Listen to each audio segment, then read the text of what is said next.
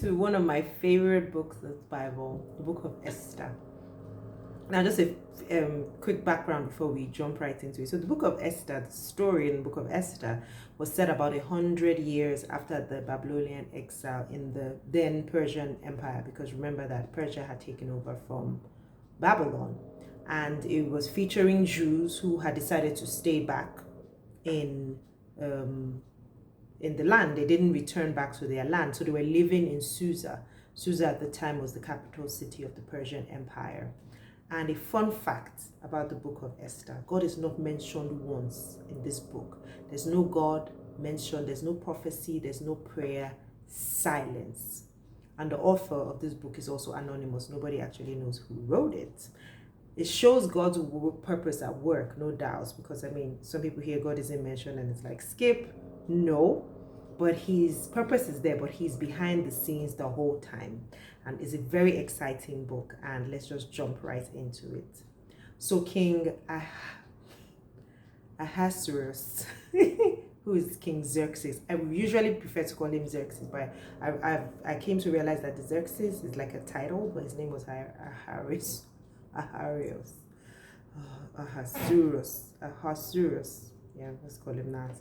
He's one of the kings who, and remember him, this is not the first time we're hearing his name. He's one of the kings who received letters from the Samaritans when they were opposing the Israelites when they were building the temple back in the day. Remember those ones? Yes. So he was one of the kings that they wrote to at the time.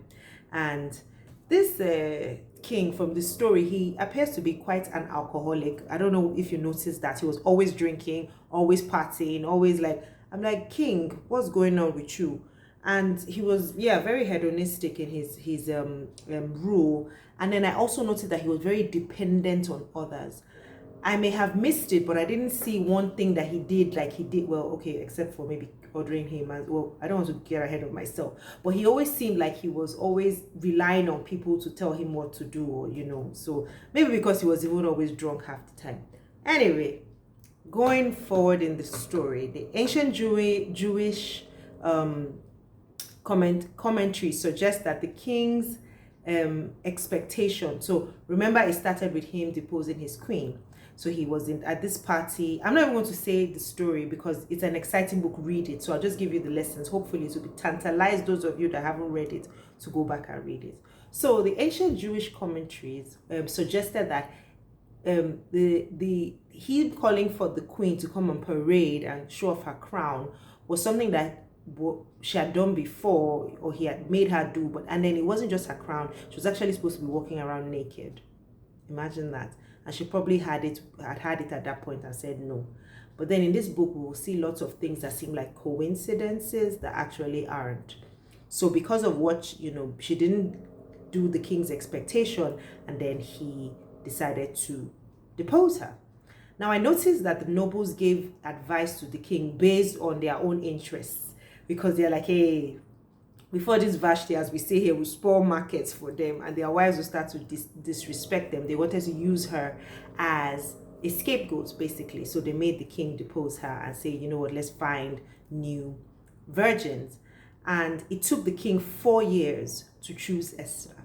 So he started that audition for young virgins for about 4 years, and let's not even go into what that audition is, because it was really basically just one night with the king, and then he will either choose or not choose you. So imagine what had gone on in that 4 years. A mess. But Esther exercised wisdom and humility, and God granted her favor at every step of her journey. Now, I'm the one who's adding this. It's not exactly there, but I know that it was God, because from entering into the harem till we got to the point that the king chose her as the new queen, it just had to be favor. It just had to be God's plan, because there were too many, like I said, things that were supposed coincidences here. Now, Xerxes, I'm calling him that, was probably not very well liked, considering the fact that his conspirators were talking about him at the city gate of all places where Mordecai was. So they probably didn't think much of him. That's why I think, especially if he was an alcoholic king, and but that's me. But since I know that God was there in it, God obviously orchestrated it, and it wasn't a coincidence that Mordecai was there, and he uncovered the grand plan to kill the king, and then he told Esther, and Esther told the king, and he saved the king's life. Now, it was probably more for Mordecai's benefit, I found out, that the king overlooked honoring him at that time, and we'll come to that. So Haman, the king's second in command, was an Agagite. Now, an Agagite is a descendant of the Amalekites, one of Israel's oldest arch rivals. So he really hated. So for me, it explained why he hated Mordecai so much, and why he hated the Jews so much. And it also explains why perhaps maybe Mordecai didn't want to bow to him or worship him, because it's like, you Amalekites, man, move. Anyway, so the letter that the king signed okaying the execution of the Jews was issued on the day before Passover, I found out. And it was significant. We'll find out later. So Mordecai's message to Esther, when she gives the excuse of not being able to go into the king's presence, right, was uninvited. Remember, if she goes into the king's presence uninvited, she could be killed. But it was profound, and it shows how God appoints people and situations for specific reasons. Because remember, he said, who knows whether you came into a time, into this position for such a time as this. She was very clever, and she displayed poise, wisdom, and strength in the way she handled the situation. Now, she played up that King Xerxes' love for a banquet and for drinks and all to get his attention, and she kept her enemy close by inviting Haman to the dinner as well, or the banquet. So it was all very interesting, but chapter 5 ended in a kind of cliffhanger. So you have to come back here for tomorrow for the concluding part. But before then, read it if you haven't read it already. But let me just share my getting to know God lesson from this chapter. So Mordecai knew that God promised to preserve his people and trusted that God will be faithful to his word. His response to Esther reflected this. That's the response he gave to her in chapter 4, verse 13 to 14. Don't think that because you are in the king's house, you alone of all the Jews will escape.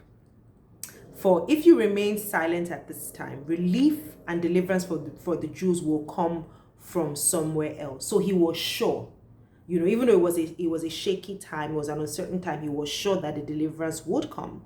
He expressed the truth that he knew about God and acknowledged him as the only hope for the Jews at the time.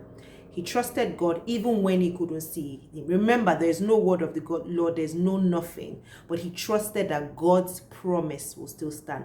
What are you going through now where God seems like he's silent? Are you trusting him?